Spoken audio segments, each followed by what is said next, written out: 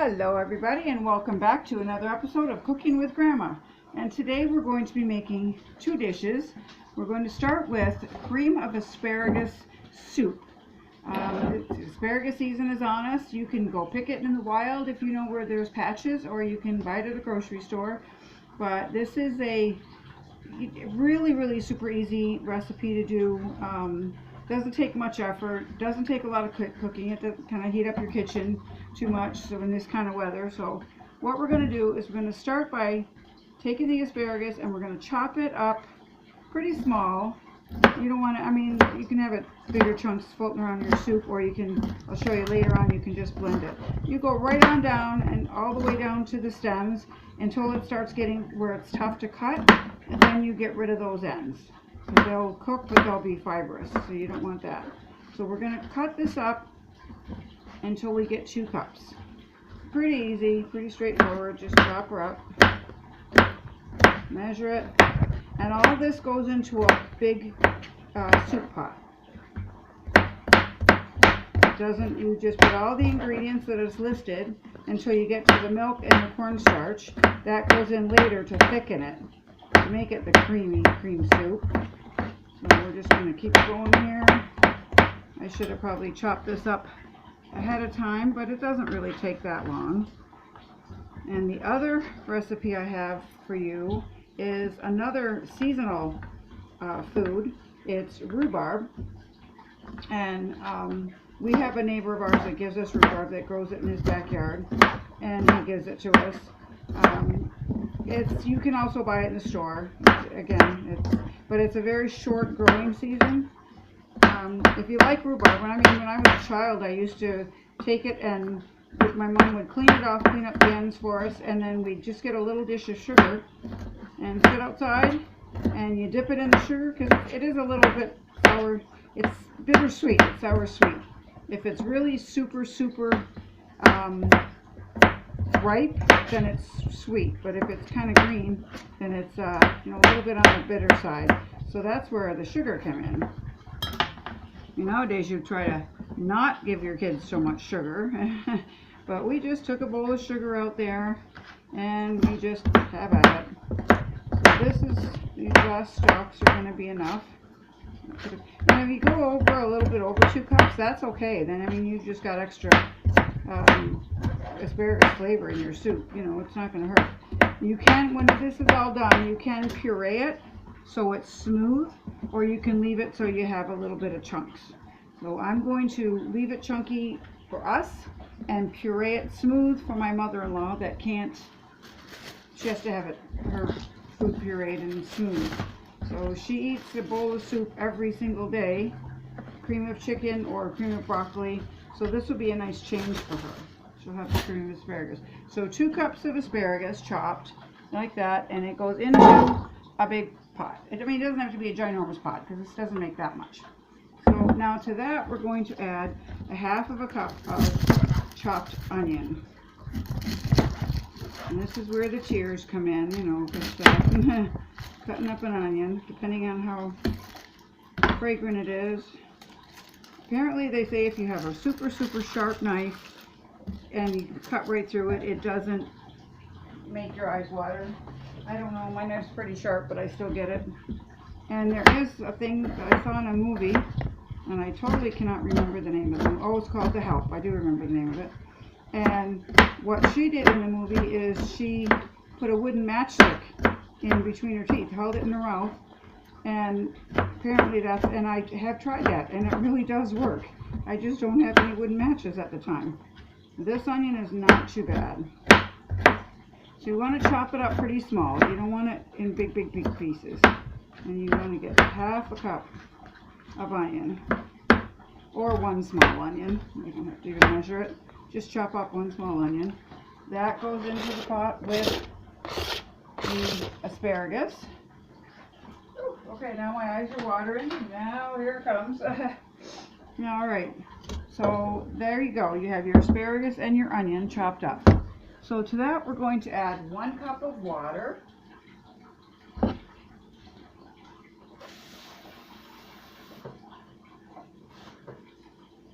In goes a cup of water. and 1 chicken bouillon cube.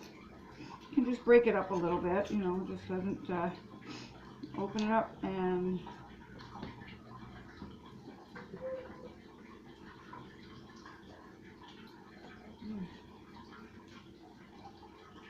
okay, I almost put a beef. I opened that up and I thought, no, that's beef. It was, I just grabbed the wrong one. Just break it up and put it in your asparagus mixture.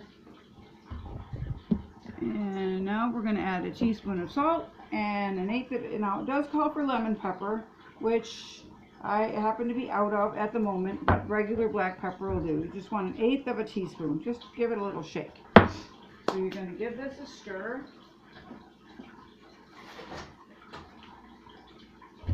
That's all the ingredients until we get to the milk. So we're going to put this on the stove and we're going to cook it. You want it to, you cover it and simmer it for 25 minutes or until the asparagus is tender. That on. Get out the cover. Alright, now while that is simmering, just gonna move all my extra asparagus. I didn't use, these are too thick. You don't want to use this kind. Here, what I'm gonna do with this is we're gonna have barbecue chicken tonight, and I'm gonna put these are good if you bread them with baking soda, sure. Breadcrumbs and, you know, your typical whatever you bake with, when you bread chicken or anything, you can bread them and then do them in the oven, and they're really yummy. I'm going to probably still use on the barbecue today because they're nice and big and thick. Okay, so while that is simmering, and it doesn't take long, it says 25 minutes, but depending on how how small your broccoli is, you know, you can,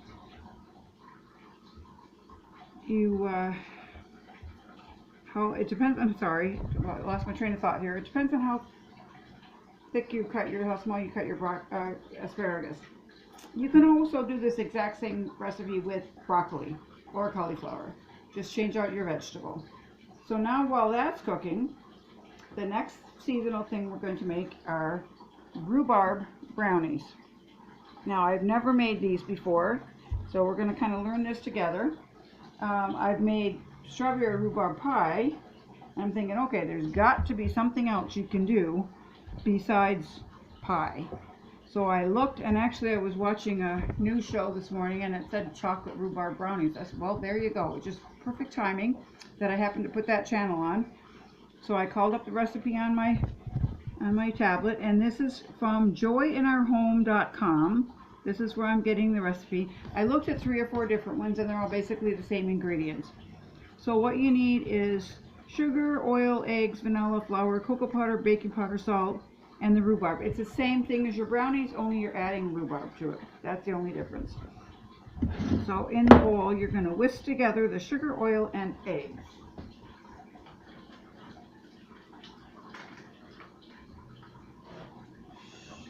Okay. So we need 1 cup of sugar. I have a cup measuring cup here. You need 1 cup of sugar. It goes in your bowl. And you need 1/2 a cup of vegetable oil. And remember my tip, you always want to use, when you're pouring liquids, you want to use the measuring cup with the spout on it to use liquids, and the flat measuring cups for your dry, because there is just a titch of a difference, but in baking it makes all the difference. It'll make the difference of not enough flour or too much, or not enough liquid or too much liquid if you're doing it that way. And to that we need 2 eggs. Nice brown eggs, courtesy of my son's chickens that he's got on his farm. I haven't had to buy eggs in quite a while because he's got a whole flock of chickens, and we get 3 eggs he gives us a dozen eggs a week, so that's always nice. And we do have 2 chickens, but you know, that's only 2 eggs, so we use a lot. Okay, so we're going to whisk together the sugar, eggs, oil, whoopsie, and vanilla. We need 1 teaspoon of vanilla. 1 teaspoon. Which in this case it's half a cupful because this is a big bottle. So and when the regular size bottle of vanilla, 1 teaspoon is a cupful. I've measured it, it's proven. Alright, so we got that. Now to that, we need another bowl, of course. Brownies do that.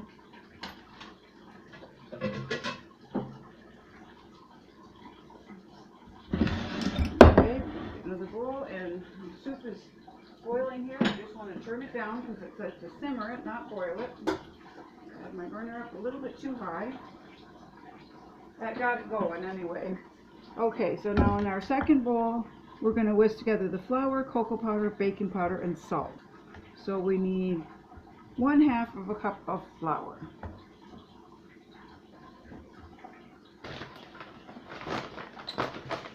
I'm actually surprised it's only 1/2 cup. It's making a small batch, but it's usually more. But you're putting the cocoa powder in it too.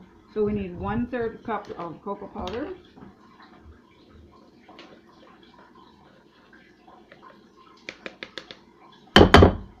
And it sticks a little if it's not clumpy, but if it's humid, you just have to like loosen it up in the can. And there we go. If a little extra gets in there, that's okay, because then it's just chocolatier. More chocolate flavor.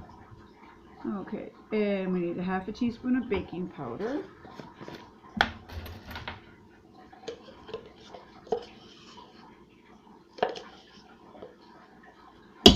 Baking powder. And 1/2 teaspoon of salt.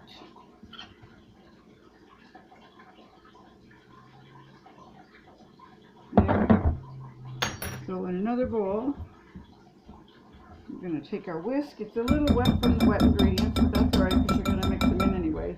You mix the dry ingredients all together. Whisk them up. Okay.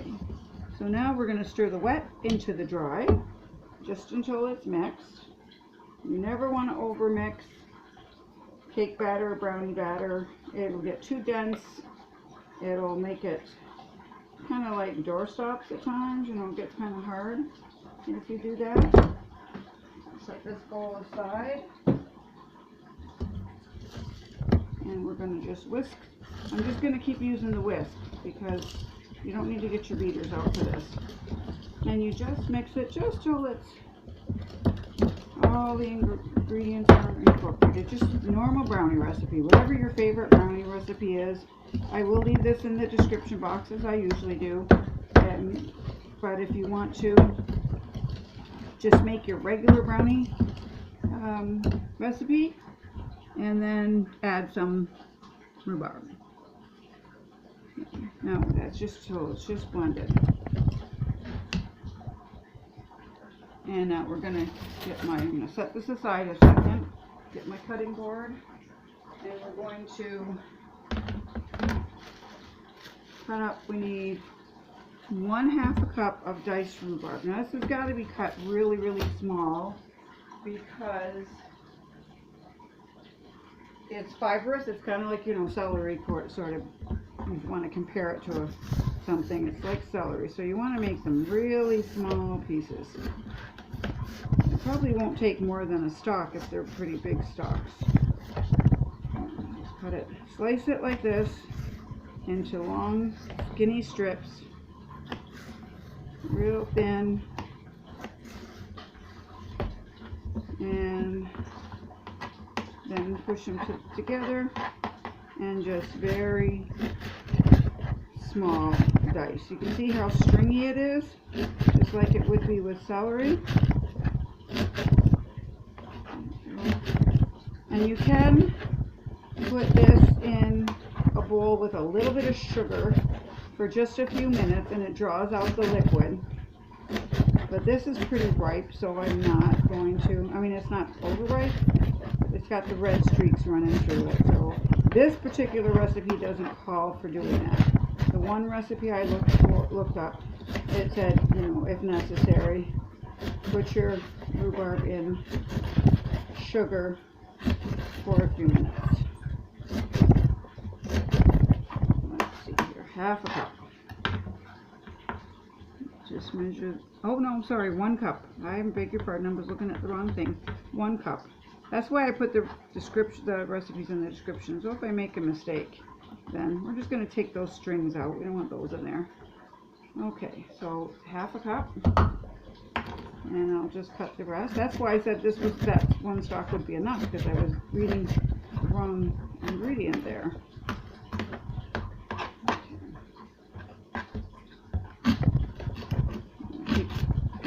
Till I get another half a cup. Any way you want to chop it, it doesn't matter, as long as it's a very small dice. You want it real small, because then it mixes better into the batter, I guess. I have never, like I said, I've never made this before, but it just makes sense that you would want it chopped up tiny, so it cooks right through. And measure that one out. There's just about a half a cup there. Just a tiny bit more. Your baking, you want to do pretty precise. I mean, when I'm making something chocolate that calls for baker's chocolate that you melt, I don't buy baker's chocolate. I just use my cocoa, and you just put melted butter and a little bit of hot water and stir it till it's melted, and that just gives you the same idea as melted chocolate. It's melted baker's chocolate. It's the same thing, but you do have to be pretty careful with your ingredients. So now we're just going to stir that in, just gently. You don't want to overmix again, because your batter is already mixed up really well. It wasn't a good idea to do that with the whisk, because it gets stuck in there. I should have used my spoon. There we go, and that's what it looks like. I'm going to get my pan.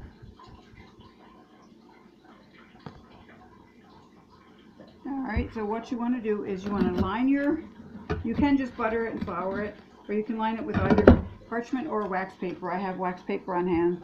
So, and then you want to put just a little coating of butter on the bottom. And what you do is, when you bake in with the wax paper or parchment, when they're done, you take the corners and it lifts right out, and then you can cut it a lot easier and just peel off the plastic paper.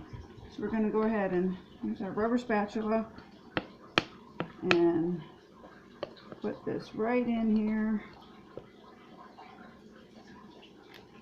You can also add chocolate chips to this, or walnuts, if that's what you do with your brownie recipe. I'm just going to do just what the recipe calls for today. If you have that kind of thing on hand and you don't have to go to the grocery store, then okay. But if we can avoid going to the stores, we do right now. Hopefully the world will be settling down pretty soon, another month or so, hopefully. Seems like it's getting a little better 1 minute and then right back where it was the next. So just have to be patient and keep doing what you're doing. So there, now that's what it looks like in your pan. I'm going to put that in the oven for about 20 minutes. Preheat your oven to 350. Put it right on the middle shelf and let her bake.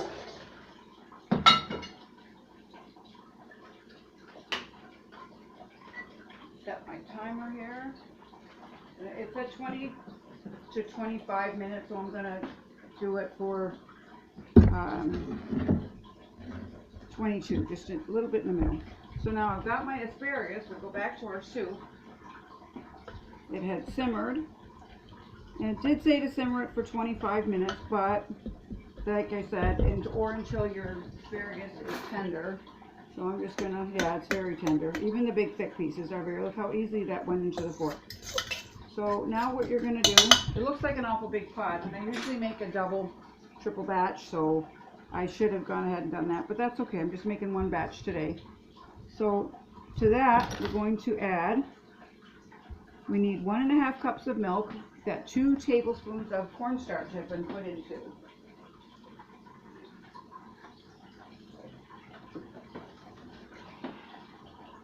Let me grab my measuring cup here.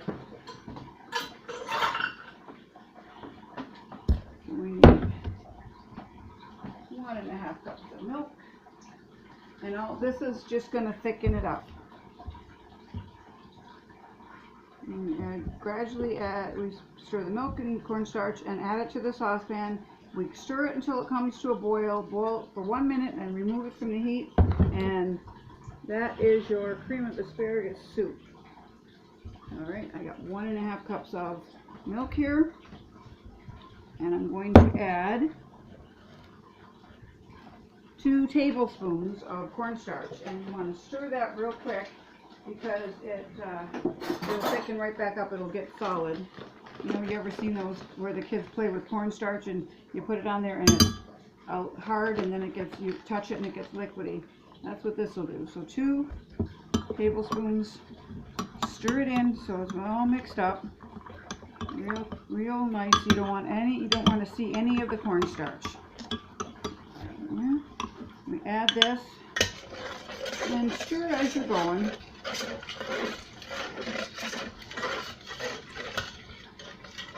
So then what we need to do is put this back onto the burner.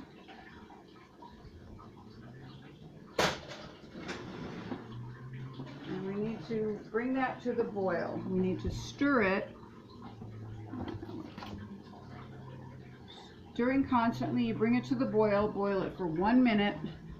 And I'm going to just move my camera over here so you can see what I'm doing.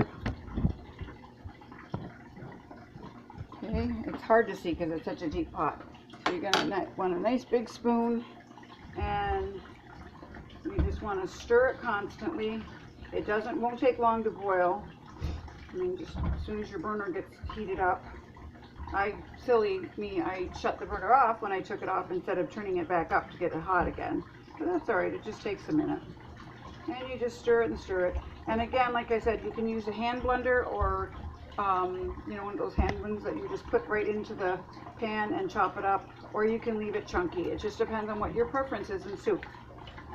I'm going to blend it a little bit and then for us, and then completely blend it up for my mother-in-law so she can have this for her lunch tomorrow. This will thicken up so quick and so easy. I'm just going to keep stirring this until it gets nice and thick, until it boils. Turn the burner up a little bit more. Sometimes you have to be really patient when you cook. I'm a very, very patient person. But when I do a craft or when I'm cooking, I like to kind of speed things up. Not really shortcuts, I guess, but just, I can't wait for one step. Okay, well, now you gotta let it boil. Then you gotta, you know, crank it, because it says to keep your burner on medium. Crank it up, put it on high, let it boil quicker. It's already getting thick. It's steaming really, really good, so it's going to start to boil. But you do have to stir it constantly, otherwise it'll clump. The milk it won't get creamy, it'll just get clumpy from the cornstarch. You don't taste the cornstarch, it just makes it thick. And if you've got any other thickener out there that you prefer to use, go right ahead, it's fine. But this is just what the recipe calls for, and it's super easy, super quick. And it's budget friendly. You always have milk in your fridge. And if you don't have cornstarch, you buy a big box, and it's going to last you a way long time because that was just 2 tablespoons out of a great big box. Unless you're making things that thicken, then you need it all the time, or making like Play-Doh or for your kids or something. You're not going to use it up. So you can see how this is steaming. It is just about ready to boil. It's going really well, and we'll finish this off while our brownies are baking. They take anywhere between 20 and 25 minutes. I will include the recipes down below in the description box. So give it a try and, you know, let me know what you think. If you like these recipes, what's your thoughts on them? They're now boiling, so we're going to go for 1 minute. My timer is at 16 minutes for the brownies, so when it gets down to 15, that's a perfect way I can look at the other clock. I'll know when 1 minute is up. Leave a comment below if you like this or what your thoughts about it are, if you've tried it, and let me know how it worked out for you. Try any of my recipes. They're there for the taking. And hit the like button, please. We're getting a lot of views, but not a lot of people are hitting the like button. I mean, I hope you like it. If you don't like it, that's fine, but hit the like button for me. And subscribe if you haven't. I appreciate all the subscribers I already have and the viewers I already have. And if you would like any of my recipes, leave me your email address in the comments. And if there's any particular ones you want, let me know, or I can just send you a bunch of them. I'll send you an email back with all the recipes. So yeah, just go ahead. I mean, we don't want to be sending them through the mail right now. We'd rather, probably better to do it by email. It's a little safer. Okay, so now it is boiled for 1 minute. So we take it off the heat. Take it off the heat. And I'm going to scoop some into a bowl to show you what this looks like. It's done. That's it. That's all you do. Unless you want to blend it and make it creamy, like, you know, cream of soup, like when you don't have any chunks of vegetable. But I guess I should have used a see-through bowl. Okay, I'm just going to go ahead and put this in here and show you. And that could be for dinner tonight, maybe with the salad. And that's what it looks like, all done. I don't want to tip it because I don't want to spill it. So that's what it looks like. Nice and soft and creamy. And again, it's your choice if you want to chop it all up and like blend it. It doesn't matter. So that's what that looks like. Actually, what I'm going to do is I'm going to get my hand blender and I'll do this to show you the difference. So I got my little hand blender, just one of these guys here. Just put it right down in the bowl. Turn it on. Where's my button? Blades are really sharp. This one, unfortunately, you have to hold the button down. It's an on and off switch. It's really super. You can put this in your big blender. When I make a bigger batch, I put it in my big blender because it's quicker. You want to just do one bowl at a time. You can use this in your pan and go around. But I find it's a little quicker than your regular blender. There. And now you have super creamy, nice and thick and creamy. Let's see. There we go. Nice and thick and creamy homemade cream of asparagus soup. Doesn't get any easier than that. So there we go. That's what for supper tonight. The brownies are almost done, and I'll be right back and show you the brownies when they're all done. Okay, so here is our finished brownies, and you can see how nice and yummy they look, just like your typical brownie. I'm going to just take a toothpick and put it in, and it's not quite clean. It should come out clean, but with brownies, when you let them sit for a few minutes, they continue to cook. And you can put them back in the oven. That's okay. And if you like a chewier brownie, don't put them back in the oven. And I'm going to show you how easy it is. When I've lined it, you just take the corners and you lift it right out. And your pan is nice and clean. It's spotless. You just wipe it off, let it dry because it's hot from the oven. Put it right back in your cupboard. And look at those yummy brownies. I'm just going to cut one. You're not, you don't want to cut it too soon when it's hot, but it's okay.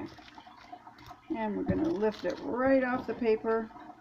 You might want to let it cool just a few minutes before you do this step, just to let it come away from the paper a little bit easier. But this did just fine.